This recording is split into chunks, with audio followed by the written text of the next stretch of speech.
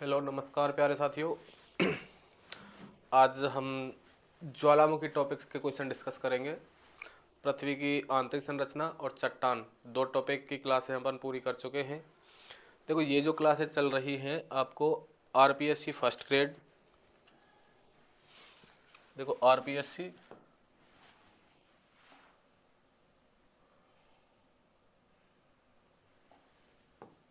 RPSC first grade और RSM SSB lab assistant में सहयोगी सिद्ध होंगी, क्योंकि देखो ये सारे टॉपिक इनमें दिए हुए हैं।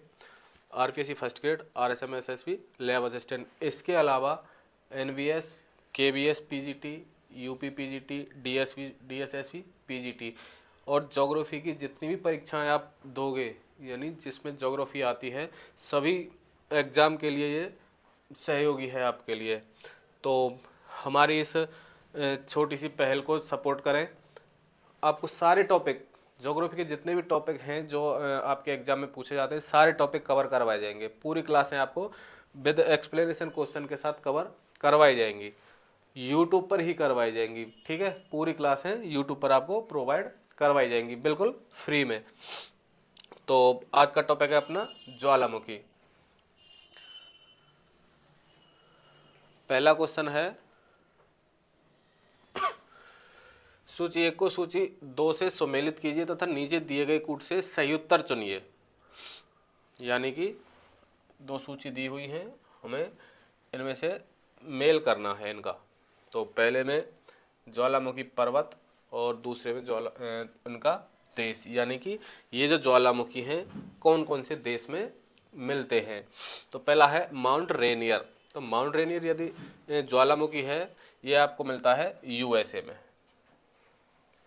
माउंट रेनियर यूएसए में मिलता है। दूसरा है माउंट एटना, ये मिलता है आपका इटली में। देखो, माउंट रेनियर यूएसए, संयुक्त राज्य अमेरिका, और माउंट एटना की यदि बात करें तो ये मिलता है इटली में। ठीक है, तो ए में 4 और बी में 2, 1। देखो ऑप्शन देख सकते हो, ऑप्शन से कर सकते हो। यदि आपको 2 का पता है तो आंसर यहाँ पे निकल रहा है। और आगे भी यदि करना चाहते हो तो माउंट पैराकोटेन की यदि बात करें, यह है मैक्सिको में, और माउंट अपो जो है यह है फिलीपींस में। तो आंसर हो जाएगा 4 1 2 3, 4 1 2 3, ऑप्शन बी। ऑप्शन बी आपका राइट आंसर हो जाएगा क्वेश्चन नंबर 1 का। नेक्स्ट क्वेश्चन,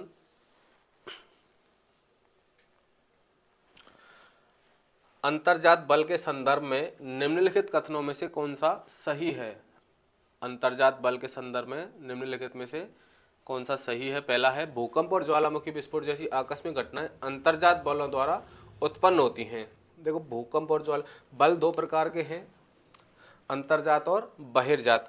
अंतर्जात बलों में आपके आते हैं भूकंप और ज्वालामुखी। और बहिर्जात बलों की यदि बात करें तो बहिर्जात बलों में आपके देखो जल आता है, यानी कि नदियाँ, पवन। ठीक है, नदियाँ हो गया, पवन हो गया, समुद्री जल हो गया। ठीक है, ये चीज़ें बहिर्जात बलों के अंतर्गत आती हैं, नदियाँ, पवन और समुद्री जल। इनके द्वारा कुछ लैंडफॉर्म्स का निर्माण किया जाता है, भूआकृतियों का, बहिर्जात बलों द्वारा। और जो प्राथमिक भूआकृति है, यानी कि महाद्वीप और महासागर, इनका निर्माण किया जाता है आपकी आंतरिक जो अंतर्जात बल हैं उनके द्वारा। इनका जो हमको धरातल पर भूआकृतियाँ दिखती हैं, उनका तो निर्माण किया गया है बहिर्जात बलों द्वारा, बहिर्जात बलों द्वारा। और जो आपके पर्वत हैं, पठार हैं, और आपके महाद्वीप हैं, महासागर हैं, इनका जो निर्माण किया गया है वो किया गया है अंतर्जात बलों द्वारा। तो पहला ऑप्शन है आपका, भूकंप और ज्वालामुखी विस्फोट जैसी आकस्मिक घटनाएं अंतर्जात बलों द्वारा उत्पन्न होती हैं। अंतर्जात बलों द्वारा उत्पन्न होती हैं, लेकिन पिछले कुछ सालों में देखा गया है कि कुछ बाह्य बलों द्वारा यानी बाह्य कारकों द्वारा भी भूकंप आए हैं। ठीक है, बाह्य कारकों द्वारा भी भूकंप आए हैं, इसलिए हम केवल अंतर्जात बलों को भूकंप का कारण नहीं मान सकते। तो पहला गलत हो जाएगा आपका। दूसरा है उत्संबलन और अवसंबलन तनाव बलों द्वारा उत्पन्न होते हैं। उत्संबलन और अवसंबलन तनाव बलों द्वारा, देखो ये तनाव बलों द्वारा उत्पन्न नहीं होते हैं, ये संपीड़न बल द्वारा उत्पन्न होते हैं। संपीड़न बल द्वारा उत्पन्न होते हैं। देखो दो प्रकार के बल होते हैं, तनाव बल और संपीड़न बल के बारे में आपको बताता हूँ। तनाव बल तो होता है जब दो भूभाग विपरीत दिशा में कार्य कर रहे हों। जैसे देखो ऐसे, ये तो हो गया आपका तनाव बल, जिसके कारण भ्रंशों का निर्माण होता है, तनाव बल। और दोनों आमने सामने यदि कार्य कर रहे हो तो निर्माण होता है आपके उत्संबलन और अवसंबलनों का। यह है आपका संपीड़नात्मक बल, संपीड़न बल।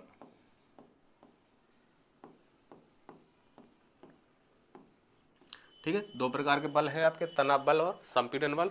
जो बल विपरीत दिशाओं में कार्य कर रहे हैं वो तो होगा तनाव बल, और जो आमने सामने कार्य कर रहे हैं वो हो जाएगा संपीड़न बल। तो आपका ये भी गलत हो गया। तो दोनों आंसर इसके गलत है। कौन सा ऑप्शन सही है? ऑप्शन डी, ना तो एक ना ही दो। आपका आंसर हो जाएगा ऑप्शन डी। नेक्स्ट क्वेश्चन की यदि बात करें, निम्नलिखित में से कौन सी गैस ज्वालामुखी उद्गार के दौरान प्रतिशत में अधिक मात्रा में निकलती है?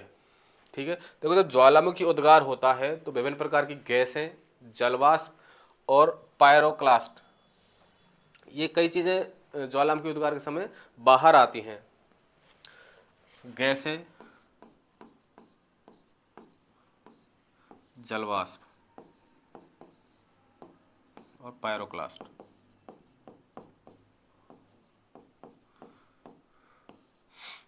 देखो गैसें होती हैं, सल्फर डाइऑक्साइड है आपकी, कार्बन मोनोऑक्साइड है, कार्बन डाइऑक्साइड है, और जलवाष्प, ये जलवाष्प सर्वाधिक होती है। देखो 40 से 60%, यानी जितना ज्वालामुखी उद्गार के समय मलबा बाहर आता है, या ये तीनों चीज़ें गैसें, जलवाष्प और पायरोक्लास्ट बाहर आते हैं, उनमें से 40 से 60% होती है आपकी जलवाष्प, बाकी उसके बाद होती है गैसें और ये आपके पायरोक्लास्ट। तो ऑप्शन कौन सा है आपका? Option D. नेक्स्ट, निम्नलिखित में से कौन एक भूआकृति ज्वालामुखी द्वारा निर्मित नहीं है?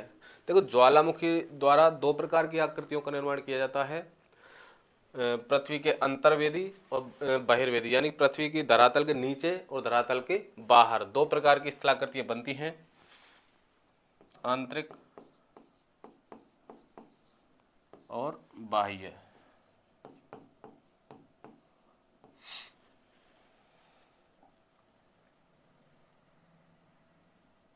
देखो यदि आंतरिक स्थलाकृतियों की बात करें, मैंने लास्ट क्लास में ये करवा भी चुका हूं, बैथोलिथ,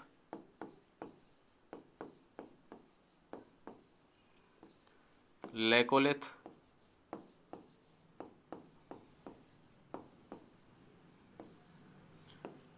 लेपोलिथ,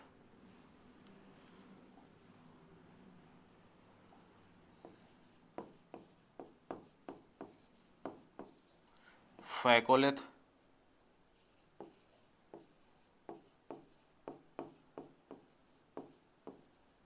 सील,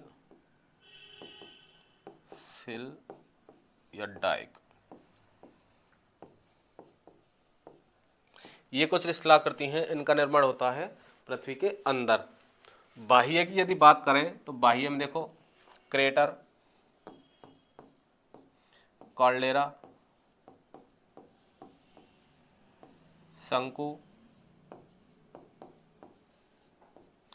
गीजर या गेसर भी बोलते हैं उनको, दुआरे,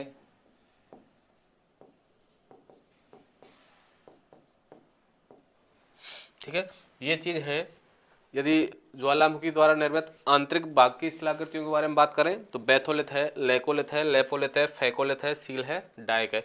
अब देखो इनको एक बार देख लेते हैं। बैथोलिथ, यदि धरातल के नीचे, धरातल के ज्यादा गहराई में गुम्बदाकार आकृति का निर्माण होता है, ज्यादा गहराई में एक गुम्बदाकार आकृति का निर्माण होता है लावा के जमने से, उसे तो कहते हैं बैथोलिथ। पृथ्वी के धरातल में लावा के जमने से एक विशाल आकृति, विशाल गुम्बदाकार आकृति जो बनती है उसे कहते हैं बैथोलिथ। लेकोलिथ है, यह है धरातल के नजदीक, ये तो हो गया धरातल की गहराई में यानी कि ज्यादा गहराई में। और लेकोलिथ की यदि बात करें तो ये धरातल के नजदीक एक गुम्बदाकार आकृति का निर्माण होता है, उसे कहते हैं हम लेकोलिथ। सॉरी। उसके बाद है लेपोलिथ। लेपोलिथ तस्त्री नुमा आकार की जो आकृतियां बनती हैं लावा के जमने से, तस्त्री नुमा जो स्थलाकृतियां बनती हैं उनको कहते हैं लेपोलिथ। फेकोलिथ की बात करें, यदि लावा के जमने से लहरनुमा आकृति बनती है, लहरनुमा जिसमें आकृति बनती है उसे कहते हैं फेकोलिथ। सिल की यदि बात करें तो धरातल में परतों के बीच में, दो परतों के बीच में यदि क्षैतिजीय जमाव लावा का यदि हो जाता है तो उसे कहते हैं सिल। और यदि दो परतों के बीच में लावा का जमाव ऊर्ध्वाधर रूप में होता है, क्षैतिज रूप में होगा तो उसे कहेंगे सिल, और ऊर्ध्वाधर रूप में यदि होगा तो उसे कहेंगे अपन डाइक। ये हो गई आपकी आंतरिक स्थलाकृतियां। बाह्य स्थलाकृतियों की यदि बात करें तो जब जैसे ज्वालामुखी देखो ये है,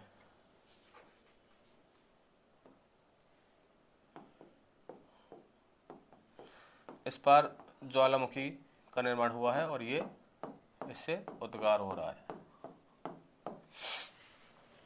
क्रेटर, ये एक नली होती है और इस ज्वालामुखी का जो मुख्य छिद्र होता है इसे कहते हैं अपन क्रेटर। ज्वालामुखी जो छिद्र होता है उसे कहते हैं अपन क्रेटर। ये हो गया क्रेटर। और यदि यही क्रेटर बड़ा हो जाता है, यही क्रेटर यदि बड़ा हो जाता है तो इसे कहेंगे कॉल्डेरा। क्रेटर के बड़ा होने से जो आकृति का निर्माण होता है उसे कहते हैं अपन कॉल्डेरा। शंकु की यदि बात करें तो इससे जो पदार्थ निकलते हैं, ज्वालामुखी से जो पदार्थ या पायरोक्लास्ट निकलते हैं वो धीरे धीरे यहाँ जमा हो जाते हैं और एक शंकुआकार आकृति का निर्माण करते हैं, उसे कहते हैं अपन शंकु। गेसर की यदि बात करें, ये तो देखो छिद्रनुमा उद्गार है ज्वालामुखी का, यानी एक फिक्स छिद्र से उद्गार हो रहा है। एक उद्गार होता है दरारनुमा, यदि जैसे एक दरार के रूप में, जैसे ये दो भूभाग हैं इनके बीच से दरार के रूप में ज्वालामुखी का उद्गार हो रहा है, ठीक है। तो उसे धीरे धीरे जो जल की भाप जल की धाराएं निकलती हैं, इनसे दरारी उद्गार से जल की धाराएं निकलती हैं, उसको कहते हैं अपन गीजर या गेसर, गर्म जल की धाराएं। और इन्हीं गर्म जल की धाराओं से जब धुएं या जलवाष्प के रूप जलवाष्प हमेशा निकलती रहती है उसे कहते हैं अपन धुआरे। ये दोनों प्रकार की स्थलाकृतियों की यदि बात करें तो अमेरिका में बफेलो नेशनल पार्क है, उसमें ये चीज़ें देखने को मिलती हैं, इसलिए उसको बफेलो नेशनल पार्क को हजारों धुआरों की भूमि भी कहा जाता है। तो ये इसकी ज्वालामुखी की आंतरिक स्थलाकृतियां हैं और बाह्य स्थलाकृतियां हैं। हमसे पूछा गया है कौन सी ज्वालामुखी द्वारा निर्मित नहीं है, तो ये ज्वालामुखी द्वारा निर्मित है, इनके अलावा जो है वो इससे निर्मित नहीं है। देखो बैथोलिथ है तो ऑप्शन ए नहीं होगा, लेपोलिथ है तो बी भी नहीं होगा, सी क्लिफ। देखो क्लिफ एक स्थलाकृति है जो समुद्री जल द्वारा अपर्दन क्रिया द्वारा इसका निर्माण किया जाता है क्लिफ का, तो ये होगा आपका ऑप्शन सी। और डी की बात करें तो क्रेटर आपका है ही। तो कौन सी स्थलाकृति ज्वालामुखी द्वारा निर्मित नहीं है? क्लिफ, ऑप्शन सी।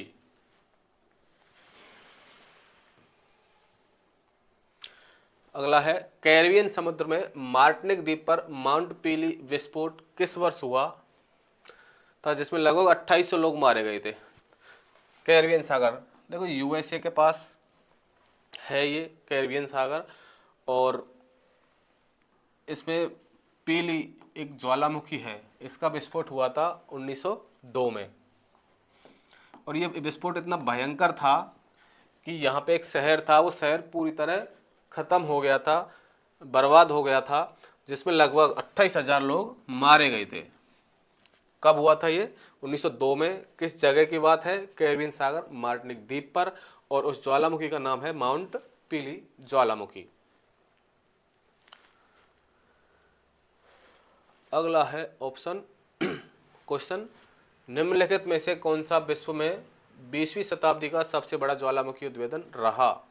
ये question RPSC assistant professor last जो एग्जाम हुआ था उसमें आया हुआ है, 2020 में था शायद, उसमें ये आया हुआ है।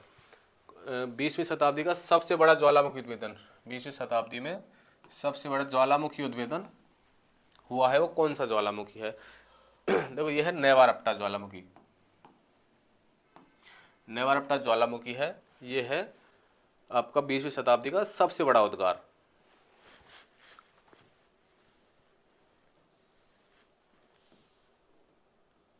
अगला है, भूगर्भ के अंदर पिघला हुआ पदार्थ क्या कहलाता है या कहलाता है?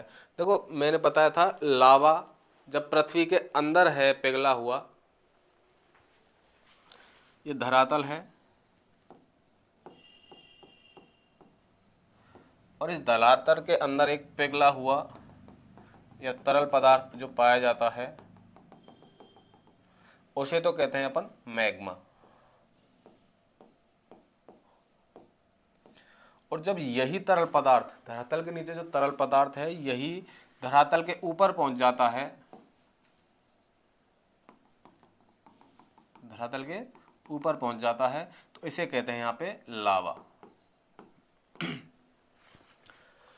धरातल के अंदर यानी भूगर्भ में जो तरल पदार्थ होता है उसे तो कहते हैं अपन मैग्मा, और यही मैग्मा जब धरातल के ऊपर पहुंच जाता है उसे कहते हैं अपन लावा।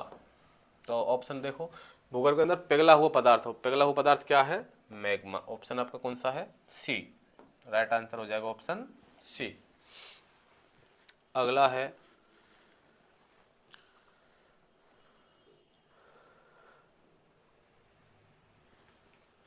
टूजो विल्सन का क्रस्ट स्थल सिद्धांत,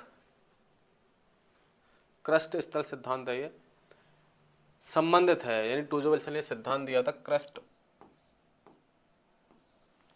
किससे संबंधित है? ज्वालामुखियों की उत्पत्ति से, नवीन वलित पर्वतों की उत्पत्ति से, महासागरीय धाराओं से, और उष्णकटिबंधीय चक्रवातों से। देखो टूजो विल्सन पृथ्वी की आंतरिक संरचनाओं में हमने पढ़ा था टूजो विल्सन के बारे में, और टूजो विल्सन की यदि बात करें, इन्होंने प्लेट शब्द दिया था, प्लेट विवर्तने की सिद्धांत है,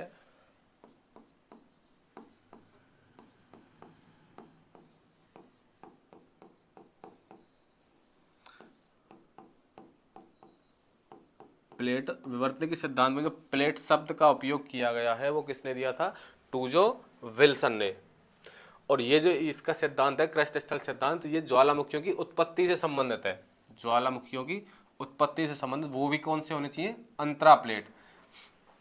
देखो ज्वालामुखी दो प्रकार के होते हैं, एक तो होते हैं प्लेट के किनारों पर जो आते हैं, प्लेट के किनारे, प्लेट के किनारे मैंने आपको 3 प्रकार के बताए थे, अपसारी, अपसारी और रक्षित, 3 प्रकार के प्लेट किनारे होते हैं।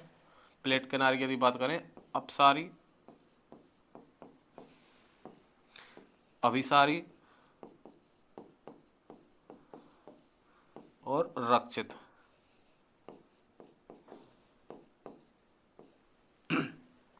ठीक है, एक तो इन प्लेट किनारों पर ज्वालामुखी आते हैं। अपसारी मैंने बताया था, देखो यदि 2 प्लेटें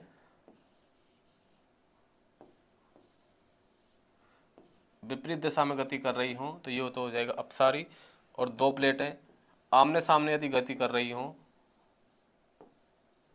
ये हो जाएगा आपका अभिसारी।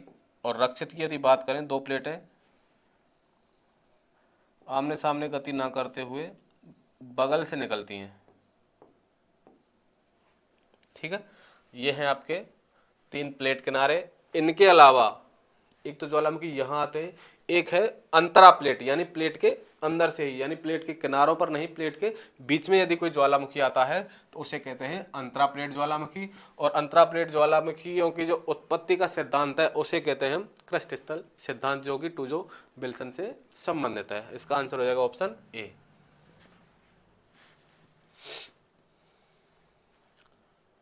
मैग्मा जो पृथ्वी की सतह तक पहुंचती है और फिर ठोस हो जाती है कहलाती है।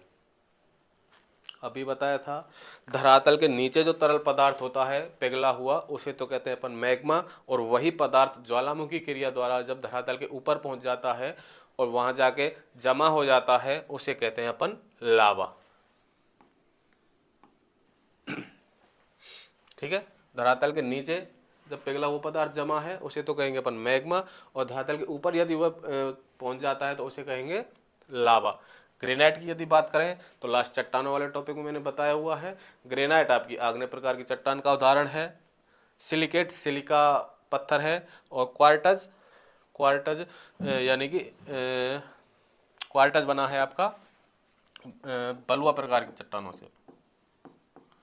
ये भी एक कायांतरित चट्टान का उदाहरण है जो कि बलुआ पत्थर से कायांतरण से बनती है। तो इसका आंसर ऑप्शन आपका बी राइट आंसर। नेक्स्ट, ज्वालामुखी से निकलने वाली धूल व राख, ज्वालामुखी से निकलने वाली धूल और राख सामग्री को खाली जगह के रूप में कहा जाता है। यानी कि ज्वालामुखी से जो पदार्थ निकलता है, ये आपका ज्वालामुखी,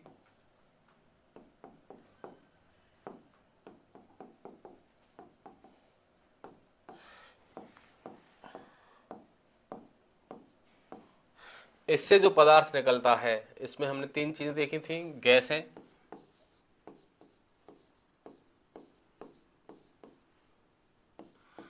दूसरा है आपका जलवाष्प,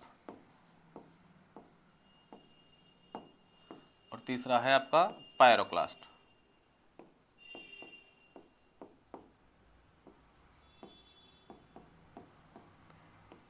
यानी छोटे मोटे कंकड़ पत्थर जो होते हैं वो उसको कहते हैं अपन पायरोक्लास्ट। अब ये कंकड़ पत्थर भी होते हैं, इसमें देखो गैस के साथ इसका आंसर तो है ए, गैस के साथ छोटे छोटे कंकड़ पत्थर निकलते हैं जिनको जो बड़े आकार के होते हैं इनको अलग अलग नामों से जाना जाता है। बड़े आकार के जो होते हैं उनको कहते हैं बम, छोटे आकार के जो होते हैं मटर के दाने के समान उनको कहते हैं अपन लैपिली। ठीक है, और जो तिकोने होते हैं, तिकोने आकृति में त्रिभुजाकार आकृति में होते हैं उनको कहते हैं ब्रेसिया, ब्रेसिया या स्कोसिया भी कहते हैं, स्कोसिया। और राख निकलती है उसको कहते हैं प्यूमिस, राख या झाग नुमा,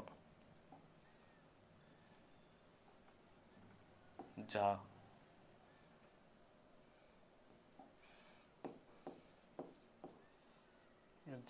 इसको कहते हैं प्यूमिस।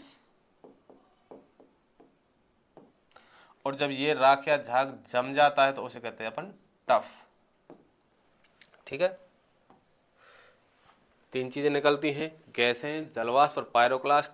यहाँ पे हमको गैस और जलवाष्प तो नहीं दिया हुआ है, ऑप्शन दिया हुआ है आपका पायरोक्लास्ट, जो धूल और राख सामग्री के रूप में निकलता है। जो बड़े बड़े पत्थर कंकड़ पत्थर निकलते हैं उनमें जो बड़ा होता है यानी बड़े आकार का उसको कहते हैं बम। मटर के आकार के जो दाने होते हैं या मटर के दाने के आकार की जो कंकड़ पत्थर निकलते हैं उनको कहते हैं अपन लैपली। त्रिभुजाकार या तिकोने आकृति में जो पत्थर होते हैं उनको कहते हैं ब्रेसिया, स्कोसिया। और जब ये राख और झाग जो निकलता है उसको कहते हैं प्यूमिस। जब ये राख और झाग धरातल पर जम जाता है तो उसे कहते हैं अपन टफ। तो आंसर हो जाएगा आपका ऑप्शन ए पायरोक्लास्ट।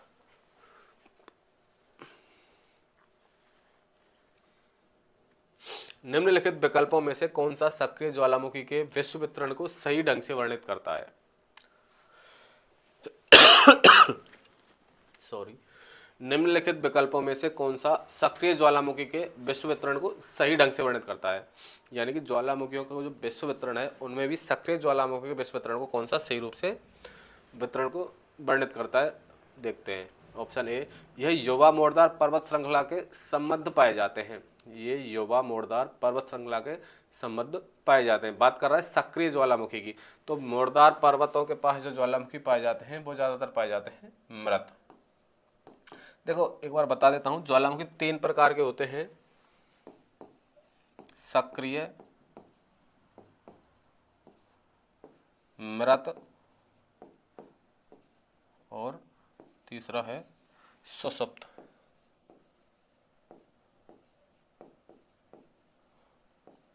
ज्वालामुखी 3 प्रकार के होते हैं। सक्रिय ज्वालामुखी, देखो सक्रिय ज्वालामुखी वो होते हैं जिनसे लावा या मैग्मा का उद्गार हमेशा होता रहता है, यानी हर समय जो उद्गार होता रहता है उसे कहते हैं अपन सक्रिय ज्वालामुखी, लगातार उद्गार।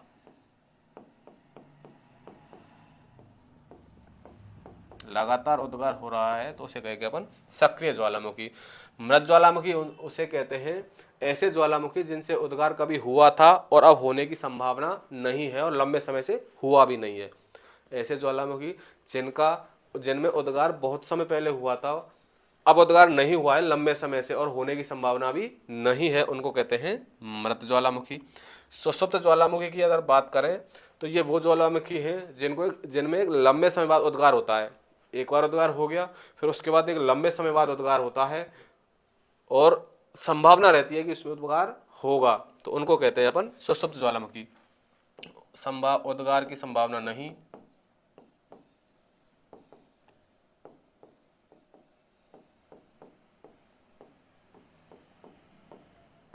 और सुषुप्त की अगर बात करें यह है कभी कभी उद्गार।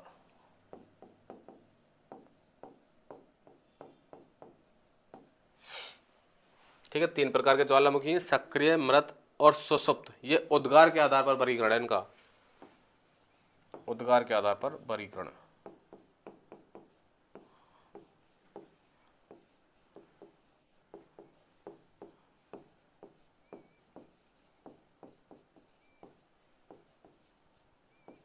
ठीक है, अब देखते हैं ऑप्शन।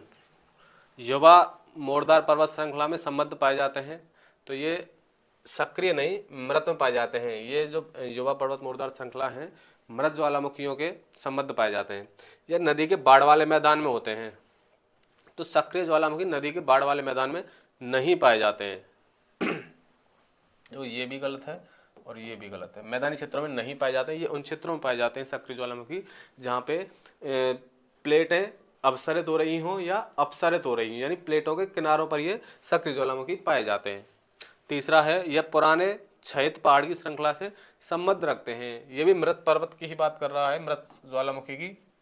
तीसरा है यह समुद्र बेसिन के आसपास श्रृंखला बनाने को अभिमुख होते हैं। देखो समुद्र बेसिन के आसपास अपनी प्लेटें 3 प्रकार की प्लेटें हैं, समुद्री प्लेटें, महासागरीय प्लेटें, महाद्वीपीय प्लेटें और दोनों प्रकार की प्लेटें। महासागरीय प्लेटें, महाद्वीपीय प्लेटें और दोनों प्रकार की प्लेटें। ठीक है, अब जहाँ ये दोनों प्रकार की प्लेटें या तीनों प्रकार की प्लेटों में कहीं आपस में अभिमुख हो रही हो, ये दोनों अभिमुख हो रही हो, अपसरित हो रही हो, अभिसरित हो रही हो या रक्षित किसी भी प्रकार के किनारे का निर्माण कर रही हो, वहाँ पे पाए जाते हैं आपके सक्रिय ज्वालामुखी। तो ऑप्शन हो जाएगा ऑप्शन आपका सही डी, ये समुद्र के आसपास श्रृंखला बनाने को अभिमुख होती हैं। नेक्स्ट, निम्नलिखित में से कौन सा परिध्रुवीय प्रशांत ज्वालामुखी पट्टी का भाग नहीं है? परिध्रुवीय प्रशांत ज्वालामुखी, देखो एक प्रशांत महासागर के आसपास के किनारे पर जिसे हम रिंग ऑफ फायर कहते हैं,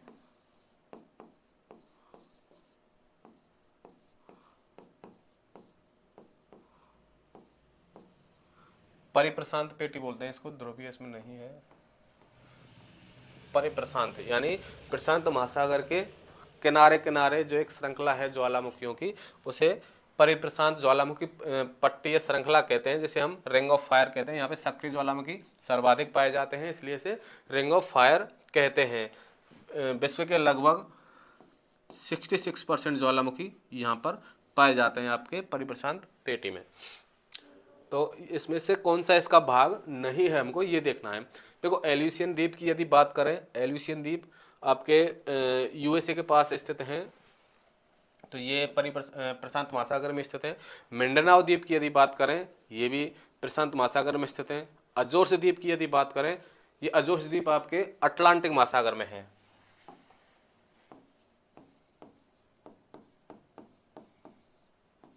अटलांटिक महासागर में स्थित है। ठीक है, तो अजोर्स द्वीप की यदि हम बात करेंगे तो यह है आपकी अटलांटिक महासागर में, ऑप्शन यही आपका सही हो जाएगा, क्योंकि हमको बताना है प्रशांत महासागर के ज्वालामुखियों के बारे में, और सखालिन द्वीप भी प्रशांत में ही मिलते हैं। तो अजोर्स द्वीप अटलांटिक महासागर की जो मध्य महासागरीय पेटी है, मध्य अटलांटिक महासागरीय पेटी है, उसे कहते हैं, उसमें शामिल है आपका अजोर्स द्वीप समूह।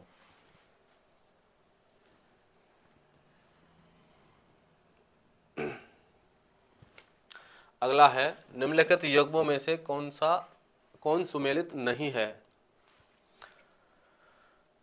इरेबस, देखो इरेबस एक ज्वालामुखी है और देश है आपका जापान। इरेबस जो ज्वालामुखी है ये जापान में नहीं पाया जाता है। इरेबस जो है ये जापान में नहीं पाया जाता है। इरेबस आपका पाया जाता है इटली में। माउंट अनूम की यदि बात करें, यह है इंडोनेशिया में। विस्मवोटन की यदि बात करें, आइसलैंड का है। कलाइया की बात करें, संयुक्त राज्य अमेरिका है। तो हमको देखना है गलत, तो ये आपका इरेबस गलत है, ऑप्शन ए।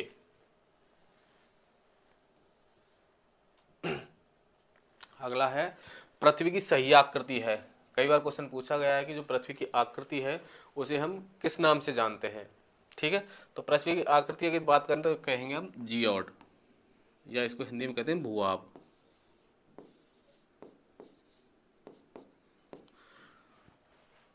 पृथ्वी की आकृति क्या है? जियोड है या भूआब है।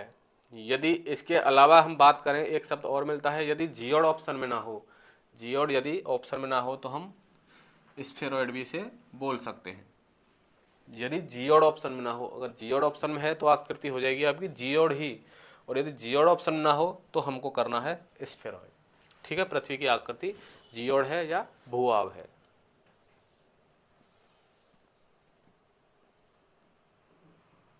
निम्नलिखित युग्मों में से कौन युग्म सुमेलित नहीं है? Aconcagua, Argentina, Cotopaxi, Sudan, Kilimanjaro, Tanzania, Denali, USA. तो ये चोटियां हैं, जो ज्वालामुखी पर्वत हैं उनकी चोटियां हुए हैं ये, और ये हैं देश। एकांकागुआ अर्जेंटीना और चिली की सीमा पर है, सही है, अर्जेंटीना या चिली देश हैं दो दक्षिणी अमेरिका में, और एंडीज पर्वत श्रेणी में ये ज्वालामुखी है अर्जेंटीना, जो कि विश्व का सबसे ऊंचा ज्वालामुखी पर्वत है एकांकागुआ। बात करते हैं कोटोपैक्सी। कोटोपैक्सी सूडान में नहीं होकर के इक्वेडोर में है।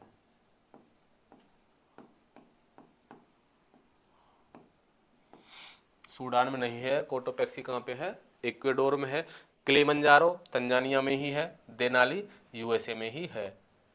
तो आपका ऑप्शन हो जाएगा ऑप्शन बी। हमको ये ज्वालामुखी याद रखने हैं, कौन सा ज्वालामुखी किस महाद्वीप में है या किस देश में है, हमको ये याद रखना है। कोटोपैक्सी इक्वेडोर में है, जो कि कहाँ पे है? अफ्रीका महाद्वीप में।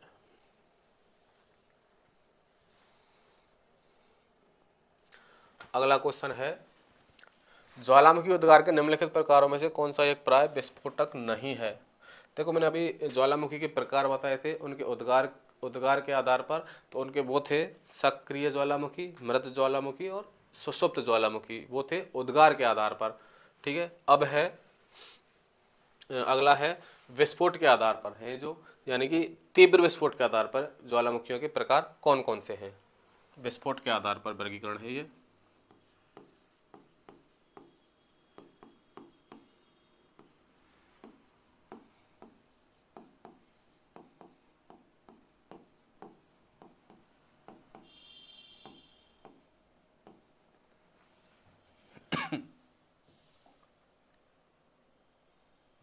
पहला है देखो हवाई तुल्य।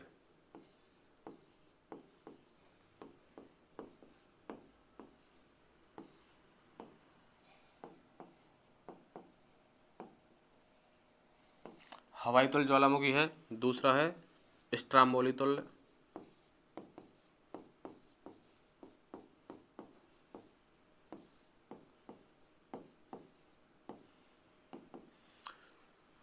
तीसरा है वोल्केनियन ज्वालामुखी, वोल्केनो तुल्य।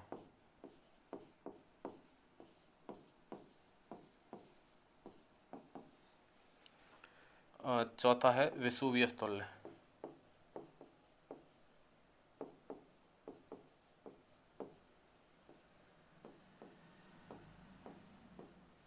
तीसरा है, पांचवा है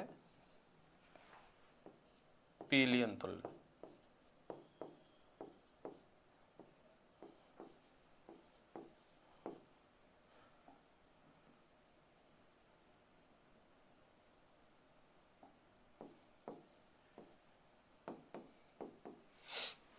तो देखो विस्फोट के आधार पर, यानी विस्फोट की तीव्रता की बात कर रहे हैं यहाँ, विस्फोट की तीव्रता के आधार पर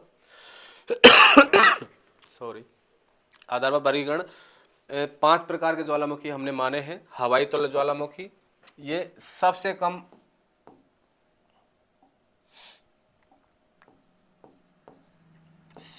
कम तीव्रता होती है इसकी।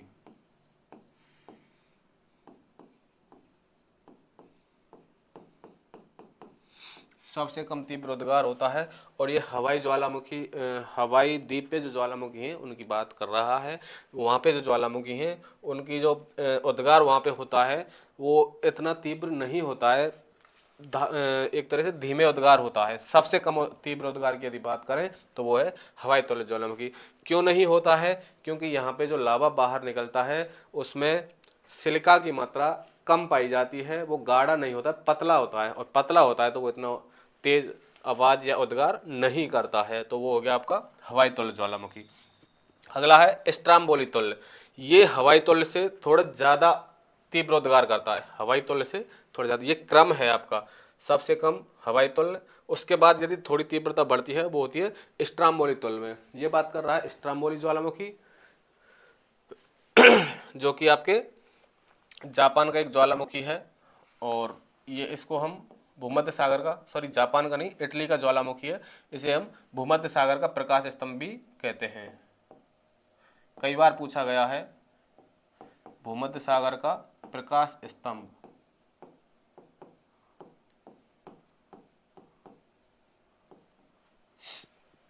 फिर उसके बाद बात करते हैं, उसके बाद जो तीव्र उद्गार होता है स्ट्राम्बोली के बाद, यदि तीव्र उद्गार होता है वो होता है वोल्केनो तुल्य में। ठीक है, उसके बाद यदि उद्गार होता है वो है वेसुवियस तुल्य में। वेसुवियस तुल्य को हम प्लिनी ज्वालामुखी भी कहते हैं, क्योंकि इसका जो अध्ययन किया था सबसे पहले प्लिनी नामक विद्वान ने किया था। उसके बाद है पिलियन तुल्य ज्वालामुखी। तो ये 5 प्रकार हैं विस्फोट के आधार पर वर्गीकरण जो किया गया है। और उद्गार के आधार पर यदि वर्गीकरण किया गया है तो वो है आपका सक्रिय ज्वालामुखी, मृत ज्वालामुखी और सुषुप्त ज्वालामुखी। अब हमसे पूछा है इनमें से निम्नलिखित प्रकारों में से कौन सा एक प्राय विस्फोट तक नहीं होता, यानी इनमें से ये क्रम है, सबसे कम कौन सा होता है आप ये देख लीजिए। सबसे कम है आपका हवाई तुल्य, और हवाई तुल्य का ऑप्शन है ऑप्शन सी। आपका ऑप्शन सी हो जाएगा राइट आंसर।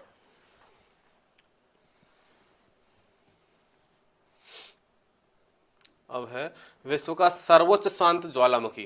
विश्व का सबसे शांत जो ज्वालामुखी है, 3 प्रकार के ज्वालामुखी बताए थे, सक्रिय और शांत या मृत, और पहला है सक्रिय, दूसरा है मृत या शांत, और तीसरा है सुषुप्त।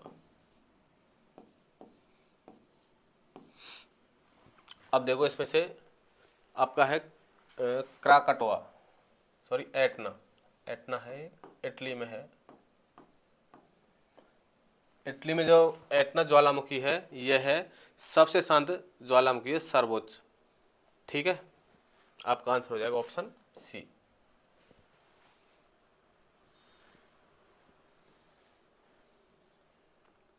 निम्नलिखित में से कौन सा युग्म सुमेलित नहीं है? ये ज्वालामुखी दिए हुए हैं और उनका स्थान दिया हुआ है, यानी किस स्थान पे इस ज्वालामुखी का उद्गार हुआ है। हमको इसमें से गलत देखना है, कौन सा गलत है। स्ट्राम्बोलियन सिसिली द्वीप पर है, ठीक है। वोल्केनियन लेपारी द्वीप पर है, ठीक है। पीलियन हवाई द्वीप और वेसुवियस इटली। ये जो पीलियन ज्वालामुखी है आपका, ये हवाई द्वीप पर नहीं है, ये अमेरिका का एटमर्टन द्वीप है।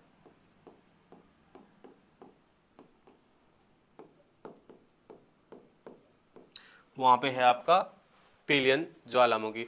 स्ट्राम्बोली सिसिली में है, इटली का एक द्वीप है सिसिली, वहाँ पे है स्ट्राम्बोलियन। वोल्केनियन की यदि बात करें, लेपारी इटली का ही लेपारी द्वीप है, वहाँ पे है। पीलियन ज्वालामुखी की यदि बात करें तो ये हवाई द्वीप पे ना होकर एटमर्टन द्वीप है यूएसए का, वहाँ पे है। और वेसुवियस इटली में आपका, ये तीनों इटली के हैं और ये आपका यूएसए का है। ऑप्शन हो जाएगा आपका ऑप्शन सी राइट आंसर।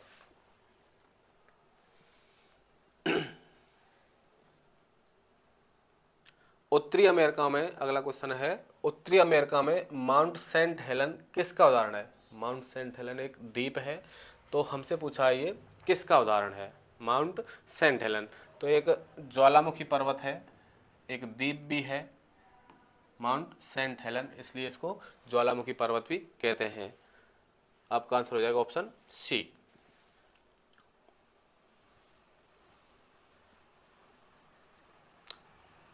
सोल्फ तारा इनमें से किसका एक प्रकार है। सोल्फ तारा, देखो मैंने बताया है ज्वालामुखी से जो जो चीज़ें बाहर निकलती हैं, चाहे वो जलवाष्प हो, चाहे गैसें हो, चाहे वो पायरोक्लास्ट हो, उनमें से उनमें यदि आपस में विषमता होती है, किसी ज्वालामुखी से जलवाष्प ज़्यादा बाहर निकलती है, किसी से पायरोक्लास्ट ज़्यादा बाहर निकलते हैं, और किसी से देखो जलवाष्प,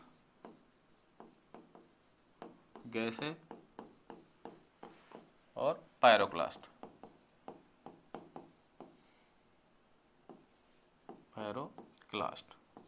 ये चीज़ें निकलती हैं ज्वालामुखी से। इनमें जलवाष्प सर्वाधिक होती है, उसके बाद गैसें होती हैं और पायरोक्लास्ट होती हैं। इन गैसों में यदि किसी ज्वालामुखी से सल्फर ज़्यादा बाहर निकलता है, यदि किसी ज्वालामुखी से सल्फर ज़्यादा बाहर निकलता है, उसे कहते हैं अपन सोल्फ तारा ज्वालामुखी। तो सोल्फ तारा इनमें से किसका प्रकार है, एक ज्वालामुखी का प्रकार है। यानी किसी ज्वालामुखी में यदि सल्फर ज़्यादा बाहर निकल रही है, यानी उद्गार के समय सल्फर ज़्यादा बाहर आ रही है, तो उसे हम कहेंगे सोल्फ तारा, और सोल्फ तारा है एक ज्वालामुखी का उदाहरण।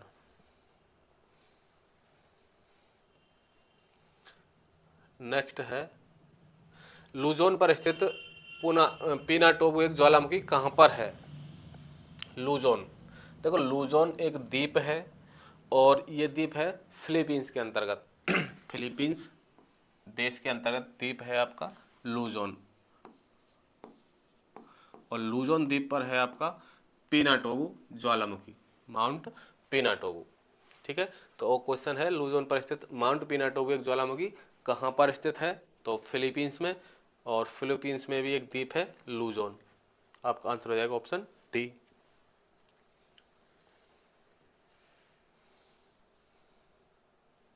अगला है, निम्नलिखित में से कौन भारत की सीमा में स्थित एक मात्र सक्रिय ज्वालामुखी है। भारत में स्थित एक सक्रिय ज्वालामुखी है, इनमें से कौन सा है। तो भारत में दो ही ज्वालामुखी हैं, पहला है नारकोंडम और दूसरा है वैरन। ठीक है, दो ज्वालामुखी हैं। बैरन जो ज्वालामुखी है, ये दोनों ही ये अंडमान निकोबार द्वीप समूह पर है, बृहद अंडमान में। बृहद अंडमान जो द्वीप है उसमें पाए जाते हैं दोनों ज्वालामुखी, नारकोंडम और बैरन। बैरन की यदि बात करें तो बैरन ज्वालामुखी है आपका सक्रिय ज्वालामुखी, और नारकोंडम की यदि बात करें, नारकोंडम है आपका मृत ज्वालामुखी। ठीक है, भारत में दो ज्वालामुखी पाए जाते हैं, वो भी उसके अंडमान निकोबार द्वीप समूह के आसपास। अंडमान निकोबार द्वीप समूह का भी बृहद अंडमान द्वीप है। बृहद अंडमान द्वीप में दो ज्वालामुखी हैं। पहला है नारकोंडम। नारकोंडम एक मृत ज्वालामुखी का उदाहरण है और बैरन एक सक्रिय ज्वालामुखी का उदाहरण है।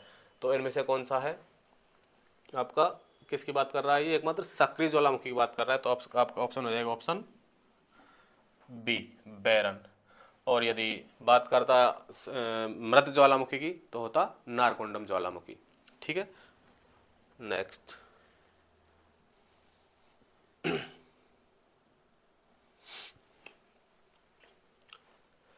मोनोलोआ एक सक्रिय ज्वालामुखी है। मोनोलोआ एक सक्रिय ज्वालामुखी है। सक्रिय ज्वालामुखी की बात कर रहा है। तो सक्रिय ज्वालामुखी ज़्यादातर अपने प्रशांत महासागरीय जो पेटी है, जिसको हम कहते हैं ring of fire, ring of fire में पाए जाते हैं आपके ज़्यादातर सक्रिय ज्वालामुखी।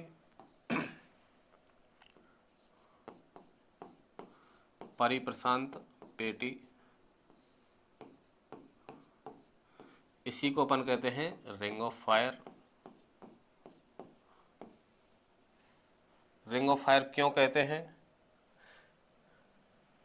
क्योंकि यहाँ पर ज़्यादातर सक्रिय ज्वालामुखी पाए जाते हैं। Ring of fire. और यहाँ पर विश्व के 66% ज्वालामुखी मिलते हैं। तो सर्वाधिक ज्वालामुखी वाला जो स्थान है या सर्वाधिक ज्वालामुखी का वितरण जो है वो है परिप्रशांत पेटी में। तो सक्रिय ज्वालामुखी मोनोलोआ की जो बात कर रहा है, तो ये मोनालाव ज्वालामुखी आपका हवाई द्वीप में। ठीक है, आपका आंसर हो जाएगा ऑप्शन बी।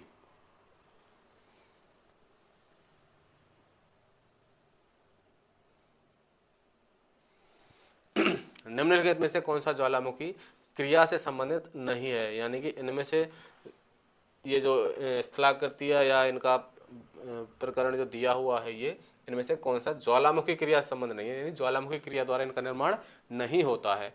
ज्वालामुखी निर्माण के बारे में भी मैंने आपको बताया हुआ है। अब देखो ऑप्शन है लहर। जब ज्वालामुखी का उद्गार एक दरारी उद्भेदन के रूप में होता है, यानी एक दरार से पतला लावा जब बाहर निकलता है तो वो लहरों के रूप में दोनों तरफ बहता है, तो उससे जो निर्माण होता है वो तो होता है लहर का। यानी दरारी उद्गार के रूप में जब ज्वालामुखी उद्भेदन होता है तो पतला लावा दरार के रूप में इसीलिए होता है क्योंकि वो पतला होता है और उसमें सिलिका की मात्रा कम पाई जाती है। वो लावा जब बाहर निकलता है तो लहर के रूप में बाहर निकलता है और बहता है एक तरह से, तो वो तो हो जाती है लहर। तो ये ज्वालामुखी के संबंधित है। ठीक है, दूसरा है टफ। मैंने अभी बताया था जब राख और प्यूमिस, जब राख और झाग जो जम जाते हैं उनसे जो निर्माण होता है राख और झागों से, वो होता है आपका टफ। लेपली की यदि बात करें तो लेपली के बारे में बताया था, जो पायरोक्लास्ट बाहर निकलते हैं ज्वालामुखी से उनकी भिन्न भिन्न आकृतियां होती हैं। तो मटर के दाने की आकृति जिस पायरोक्लास्ट की होती है उसे कहते हैं हम लेपली। और टालस की यदि बात करें तो एक हिमानी द्वारा निर्मित स्थलाकृति है ये टालस, हिमानी द्वारा निर्मित।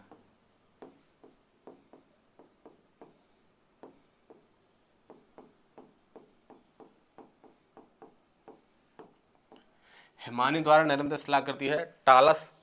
ये हो गया आपका ऑप्शन डी। लहर की बात करें तो लहर ज्वालामुखी संबंधित, टफ झाग और उसके जमने से बनता